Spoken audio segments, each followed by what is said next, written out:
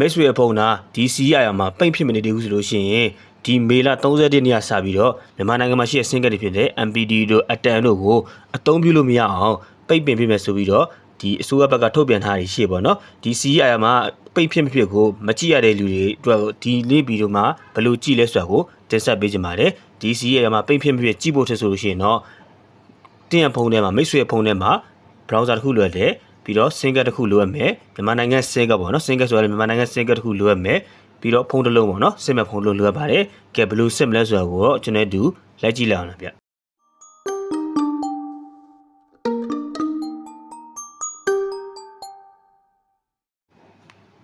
ျကျွန်တော်အနေနဲ့ဒီ CI ကိုစစ်ဖို့ဆိုလို့ရှိရင်ကျွန်တော်မြန်မာ single တစ်ခုပေါ့နော်ခုန MPD MID audio ချဲ့တဲ့ single တစ်ခုကိုဒီစစ်မဲ့ဖုန်းတွေကိုထည့်ထားဖို့လိုတယ်ဒီလိုထည့်တဲ့နေရာမှာလည်း duration ဖြစ်ခဲ့လို့ရှိရင်ကိုထည့်တဲ့ single က slow 1မှာရှိနေလား slow 2မှာရှိနေလားတိကျမှတ်သားထားဖို့လိုခဲ့တယ်ဒီလို single sync ဆိုလို့ရှိရင်တော့အဲ့လိုမှတ်သားထားဖို့မလိုအပ်ပါဘူးကဲ duration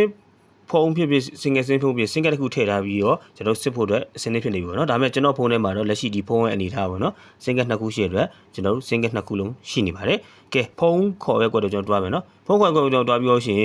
်ဒီဖုန်းခေါ်ရဲကွက်ထဲမှာဘာလို့နှိပ်ရမလဲဆိုတော့ကျွန်တော်ဒီ star chat 06 chat ဆိုပြီးတော့နှိပ်ရမယ်နော် star chat 06 chat ကိုနှိပ်ပေးရမယ်အဲ့လိုဆို chat ကိုနှိပ်လို့ရှင်ဒီ CI မှာစစ်ဖို့အတွက်ကုတ်ဖြစ်တဲ့ IMEI ကုတ်ကိုသူကထုတ်ပြီးတယ်ဖုန်းတွေရောဘယ်ဖုန်းဖြစ်ဖြစ် iPhone ဖြစ်ဖြစ် Android ဖုန်းဖြစ်ဖြစ်သူကထုတ်ပြီးတယ် USN ဆိုနှစ်ခုပေါ်မယ် single sync ဆိုတစ်ခုပဲပေါ်မယ်အဲ့ညမှာ USN ဖြစ်ဖြစ် single sync ဖြစ်ဖြစ်ဘာလို့မှတ်သားထားဖို့လဲဆိုလို့ရှိရင် USN တွေမှာ slow 1လား slow 2ကမှတ်သားဖို့ဘာလို့လိုရလဲဆိုလို့ရှိရင်ကျွန်တော်တို့ဒီနေရာမှာကုတ်တစ်ခုထွက်လာခဲ့လို့ရှိရင်တကယ်လို့ကိုက single sync 1ထဲမှာထည့်ထားတယ် sync 2ရဲ့ကုတ်နဲ့တွားစစ်မိရင်အများအပြား unbait ဖြစ်တယ်ပေါ့နော်အဲ့လို unbait မဖြစ်အောင်ကျွန်တော်က sync 1လား sync 2လားဒီတိုင်းမှတ်သားထားဖို့လိုရတယ်ဒါဆိုကျွန်တော်တို့ကုတ်ကိုထုတ်ကြည့်ပါမယ်နော် star chat 06 chat ကိုထုတ်နေဟိုဘက်ဒီမှာကုတ်နှစ်ခုကြာလာတယ်1 or 2နှစ်ခုလုံးကြာလာတယ်1နဲ့2နှစ်ခုကြာဒါပေမဲ့ကိုဖုန်းကိုစင်ကတ်က1မှာရှိရင်1နဲ့ copy ကူးပြီးစစ်ဖို့လွယ်တယ်2မှာရှိရင်တော့2 copy ကူးပြီးစစ်ဖို့လွယ်တယ်ကျွန်တော်ဖုန်းထဲမှာကျတော့1 or 2ရောရှိတဲ့အတွက်1 or 2ရောယူပြီးစစ်လို့ရပါဘောเนาะကျွန်တော်ဒီအဲ့တော့1ကိုယူပြီးတော့ပဲကျွန်တော် copy ကူးပြီးစစ်လိုက်ပါမယ်ဒါကြောင့် copy ကူးရဆိုရှင်ကျွန်တော် browser ထဲတွားမှာเนาะကျွန်တော်စိုက်တဲ့ browser တွားလို့ရတယ်ဒီမှာတော့ကျွန်တော်ဖုန်းထဲမှာဟိုးလာ browser ပါဘာ browser မှလည်းမသိဘူးအဲ့ browser ကျွန်တော်နှိပ်ကြည့်လိုက်မှာเนาะ browser နှိပ်ပြီးတော့ဘာဘယ် website မှာတော့စစ်ရမယ်ဆိုတော့ www.ceir.gov.mm ဆို website တွေကိုကျွန်တော်တို့တွားဖို့လိုတယ်။ကဲလို့ဒီ website ရဲ့ link ကိုကျွန်တော်ဒီ website link မသိလို့ရှိရင်ကျွန်တော်ဒီ website ရဲ့ဒီ video ရဲ့ description ထဲမှာ website link ထည့်ပေးထားပါတယ်။အဲ့မှာတွားစစ်ကြည့်လို့ရပါတယ်။အဲ့လိုလုပ်လို့ရှိရင်ဒီလိုမျိုး site ပေါ်လာပဲเนาะ site ပေါ်လာလို့ရှိရင်မကြောက်ပါနဲ့ဒီအောက်မှာဒီ verify ဆိုတဲ့နေရာလေးကိုကျွန်တော်ကြည့်နေပါ။အဲ့ one လေးလေလို့ပြီးဆုံးသွားလို့ရှိရင်เนาะဒီ website တွေကိုရောက်ပါမှာခဏလေးတော့စောင့်ပြပါ။ကဲ Wi-Fi successfully ဆိုရင်ဒီ website တွေကိုကျွန်တော်ရောက်ပါပြီကဲကြာပါတော့သူ website ကအဲ့လိုပဲကြာပါတယ်ဝင်လို့ရှိရင်တော့ net ဆက်ရှိထားဖို့လိုပါတယ်ရောက်သွားပြီပေါ့နော် website တွေရောက်သွားရှင်အပေါ်မှာ page tag ဆိုပြီးရှိတယ်အောက်မှာ chat status ဆိုရှိတယ်ကျွန်တော်တို့ကလက်ရှိတော့တက်ဆောင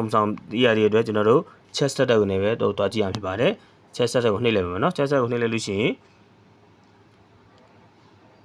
်ဒီနာဘောက်ကလေးတစ်ခုကြာတယ်ပေါ့နော် under IMEI ဆိုတဲ့ဘောက်လေးတစ်ခုကြာတယ်အဲ့နေရာမှာခုနကကျွန်တော်တို့ copy ကူးခဲ့တဲ့ဟာကိုကျွန်တော်ဒီမှာ paste လုပ်လိုက်မယ် copy ကူးလို့မရလို့ရှိရင်လည်း software နဲ့ရေးပြီးတော့ကျွန်တော်ဒီမှာ paste လုပ်ပဲပြီးလို့ရှိရင်ဒီအောက်မှာ box လေးပေါ့နော် I am not robot ဆိုတဲ့ box လေးရှိတယ်အဲ့ box လေးတွေကဒ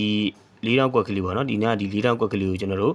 နှိပ်လိုက်ပါမယ်နှိပ်လိုက်လို့ရှိရင်အမှ verify ဆိုရင်လုပ်နေမယ်အဲ့ဒါလေးလည်းခဏဆောင်ပေးရပါတယ် verify နဲ့ပြီးသွားလို့ရှိရင်တော့အောက်က chat status လေးကမီးလင်းလာမှာဖြစ်ပါတယ်ဒါလေးရလည်းအနေငယ်ကြာပါတယ်ဘာဖြစ်လဲဆိုတော့ဒီတစ်ခုလုံးကကျွန်တော်ဒီ website မှာလူသားဖြစ်မဖြစ်အဲ့လိုစစ်တယ်ရှိရတဲ့အတွက်ဒီ website ကတော့အနေငယ်ကြာပါတယ် chat status လေးလင်းလိုက်ပြီဆိုတော့ဒီ chat status လေးလင်းလိုက်ပြီလို့လည်းကျွန်တော်အဲ့ဒါလေးကိုနှိပ်လိုက်ပါမယ်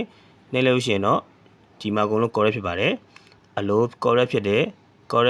paint ဖြစ်တယ်အလိုဖြစ်တယ်ပေါ့နော်ဒါဆို finish ပါပြီးသွားပါပြီကျွန်တော်ဖုန်းကတော့ပြည့်ရတဲ့ဒီ finish လေးနှိပ်ပြီးတော့ပြီးသွားပါပြီကဲဒီနေ့ဗီဒီယိုမှာကျွန်တော် CM မှာဖြစ်မဖြစ်ပေါ့ဒီ CM မှာပိတ်ဖြစ်မဖြစ်စစ်တဲ့နည်းလေးကိုတင်ဆက်ပြပြပါတယ်ကျွန်တော်ဗီဒီယိုလေးကိုဒီခုဒီအဆုံးထိကြည့်ရှုပေးတဲ့အားလုံးကိုကျေးဇူးတင်ပါတယ်နောက်ဗီဒီယိုမှာလည်းပြန်လည်တွေ့ဆုံကြပါသေးတယ်